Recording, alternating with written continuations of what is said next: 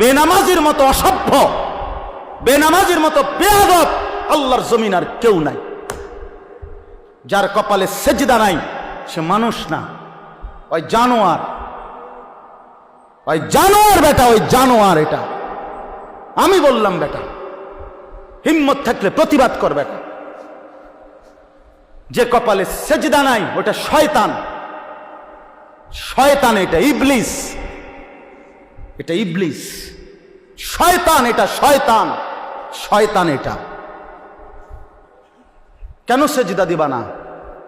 এই নাফরমান, তোমরা যারা সেজদা দাও না কেন দিবা না বলেন, বলেন। আল্লাহ তাআলা এই ইবলিসকে বলেন, হুজুর 1 ঘন্টা আগেও 10 মিনিট আগেও কি কেউ তাকে শয়তান বলতো? তো তারে শয়তান কোন দিন থেকে কয়? যখন থেকে কি করে নাই? সেজদা করে নাই।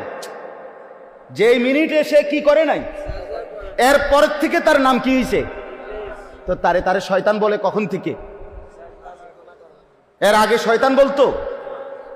তো যে সেজদা করে না সে শয়তান, সে মুতাকাব্বির, অহংকারী।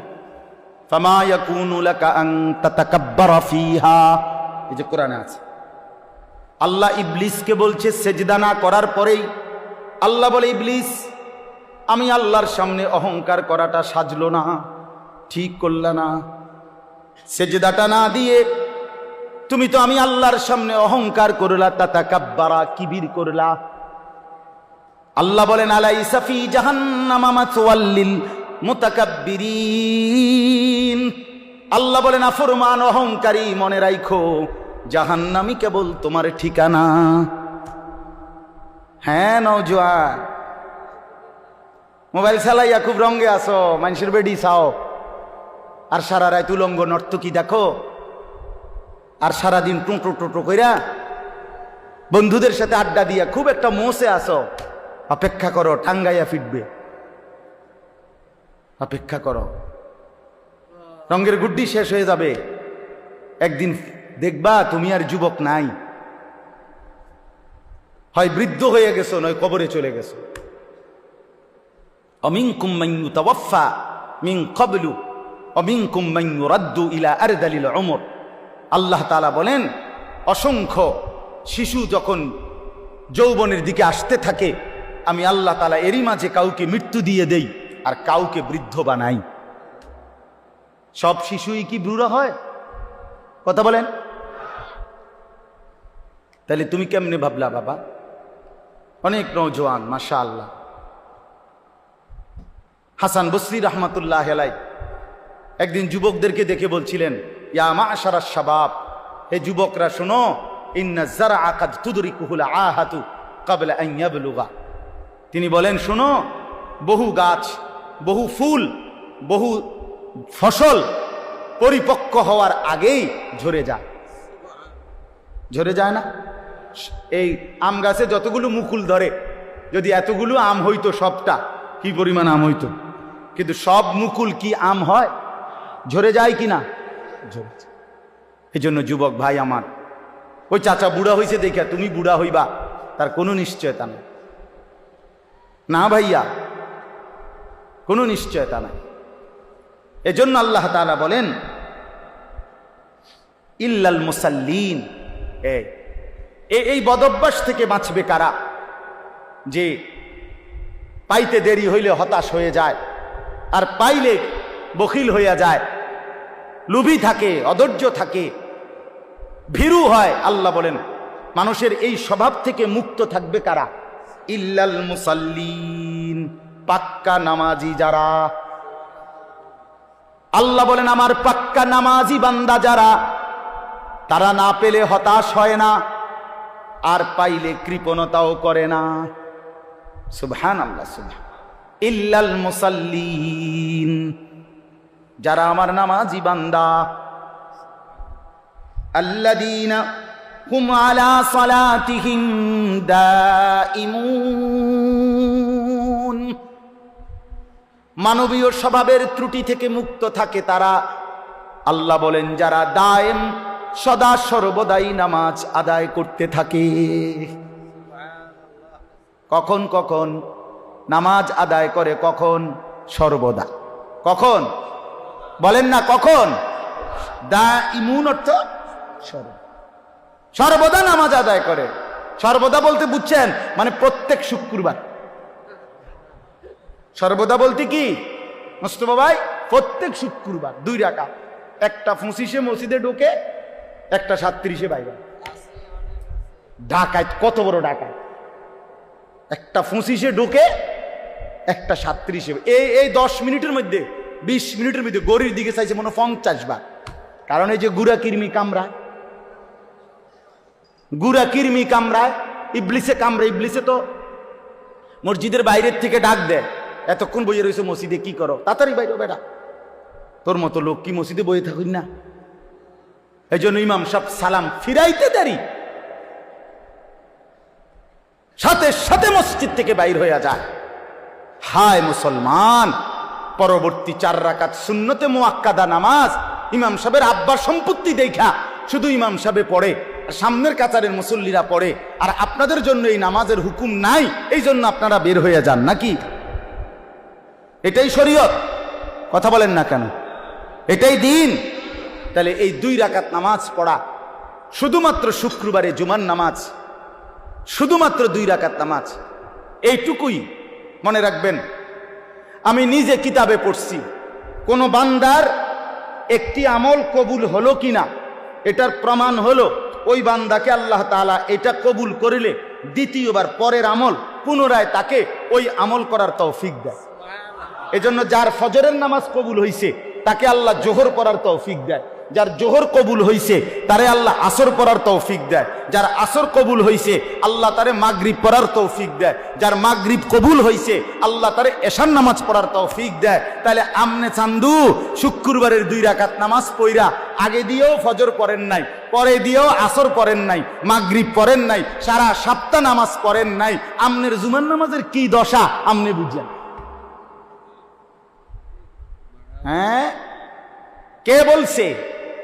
এই যুবক ছেলেরা, তোমরা যারা শুধু জুমার নামাজ পড়ো, অথবা মাঝবয়সী যারা আপনারা যারা শুধু শুক্রবারের 2 রাকাত নামাজ পড়েন, এটা আপনাদেরকে কে শিখাইছে বলেন?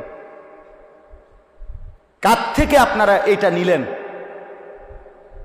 বলেন? কোন আলেমে দ্বীন কোনদিন আপনাদেরকে বলছে যে এক মুসলমানের জন্য নামাজ শুধু শুক্রবারে? কথা বলেন না কেন?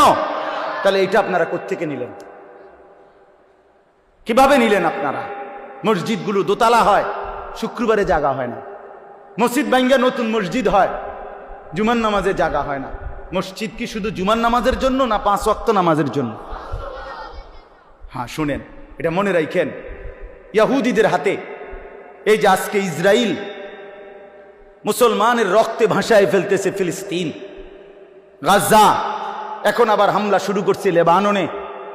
এই ইহুদি বেঈমানরা, এই ইহুদি কাফেররা, ওদের একটা ধর্মের বিশ্বাস আছে জানেন?